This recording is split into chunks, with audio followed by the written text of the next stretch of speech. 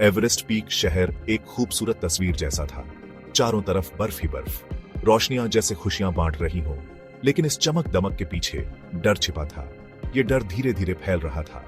कभी किसी के आइस स्केट गायब हो जाते, तो कभी कोई डरावनी कहानी कानों में पड़ जाती। शहर के लोग जो हमेशा खुश रहते थे, अब डरे हुए लगते थे। उनकी मुस्कुराहटें मुरझा गई थी। उनके कैरोल में वो खुशी नहीं थी। हर तरफ एक अजीब सा डर फैल गया था। क्रिसमस आ रहा था, लेकिन उसके साथ कुछ भयानक भी।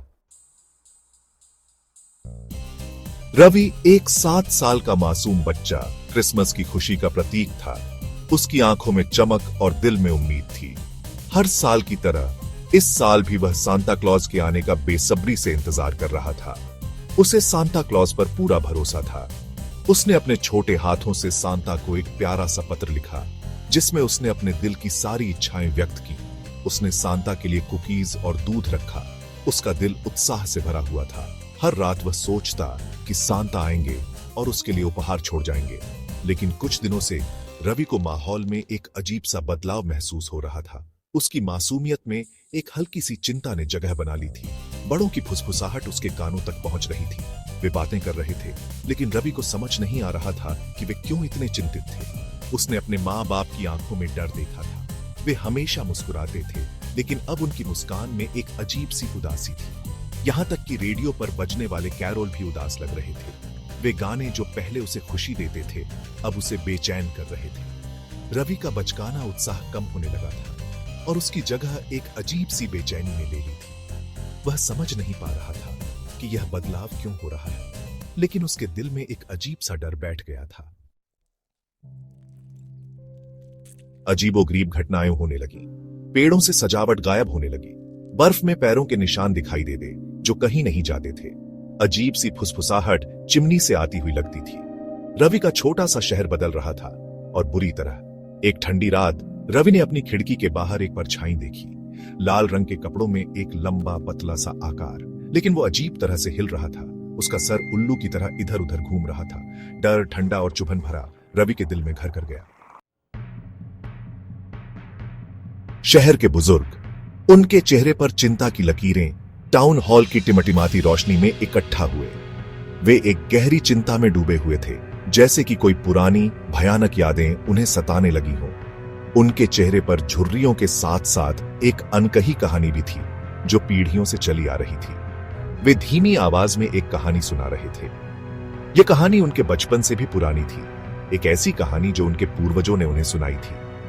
यह कहानी थी सांता क्लॉज की, लेकिन यह वह सांता नहीं था जिसे हम आज जानते हैं। उन्होंने बताया कि सांता क्लॉज हमेशा से अच्छे नहीं थे। एक समय था जब सांता का नाम सुनते ही बच्चों के दिलों में डर बैठ जाता था। वह एक दयालु और उदार व्यक्ति नहीं थे, बल्कि एक कठोर और निर्दयी व्यक्ति थे। उनका एक अंधेरा इतिहास था। एक ऐसा समय जब वो अच्छे बच्चों को तोहफे नहीं देते थे, बल्कि बुरे बच्चों को सजा देते थे। पुराने चित्रों में सांता को काले कपड़ों में दिखाया गया है। उनके चेहरे पर एक भयानक मुस्कान थी। वह बच्चों को डराने और उन्हें सजा देने के लिए जाने जाते थे। कहानी थी कि सांता हर कुछ 100 साल में एवरेस्ट पीक वापस आते हैं। यह वह समय होता है जब वह अपने पुराने रूप में लौटते हैं, एक भयानक और खतरनाक व्यक्ति के रूप में। एवरेस्ट की बर्फीली चोटियों पर उनकी छाया मंडराती है और लोग डर के मारे कांपने लगते हैं। वो खुशियां फैलाने नहीं, बल्कि लोगों की आत्माएं लेने आते हैं।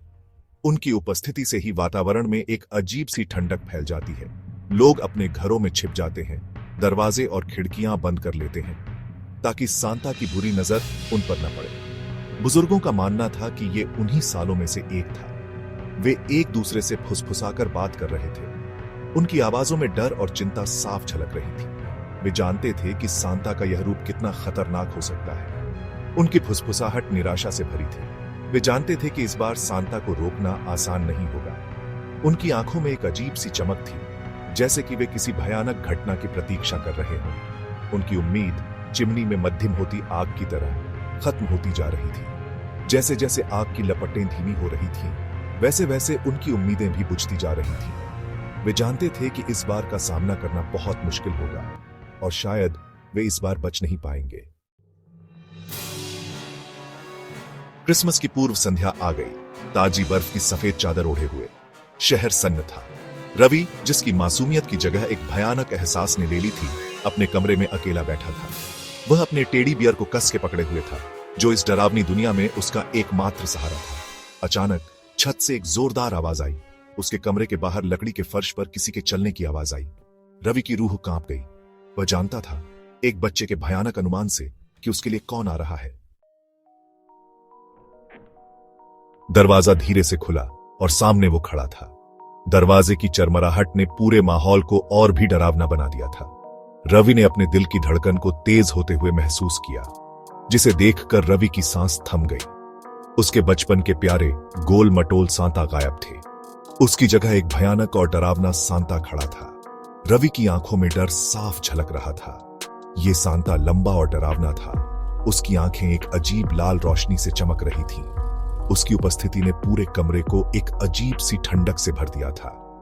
रवि को ऐसा लगा जैसे उसकी आत्मा कांप रही हो। हो, उसने कर्कश आवाज में कहा, जो नाखूनों को ब्लैकबोर्ड पर रगड़ने जैसी लग रही थी।